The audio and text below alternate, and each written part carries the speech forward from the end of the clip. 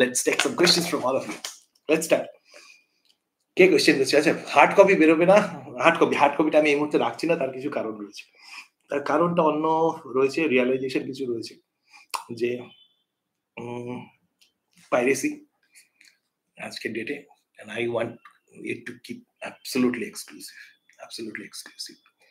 আর দ্বিতীয় কিছু rights related কিছু ব্যাপার রয়েছে এই বইটার, যে রাইটটা, সেই রাইটটা রিলেটেড আমার কিছু ইচ্ছে রয়েছে। ওকে, সুতরাং দিস আ গ্লোবাল বুক, মানে সারা ওয়ার্ল্ড জুড়ে এই বুকে পড়তে পারবে।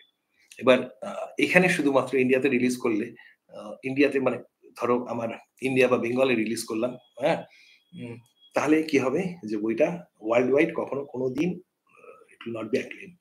That's why I'm waiting for this book to be to cross such a bar যখন ইউকেতে বসে, ইবুক কিন্তু অলরেডি আমেরিকা, ইউকে এবং ইউরোপের বেশ কিছু দেশে প্রিবুক হয়েছে।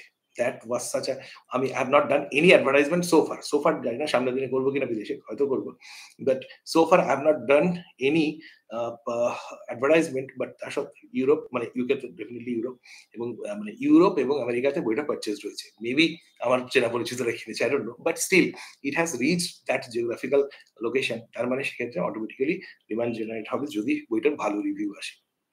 তাহলে এবার সেক্ষেত্রে সেই দেশে যদি বইটা হার্ড কপি না পাওয়া যায়, so once this book becomes hit, জায়গাটি হিট, তারপরে I think of global hard copy release. সেটা 2 বছর লাগুক, 3 বছর লাগুক, আমার কোনো অসুবিধা নেই।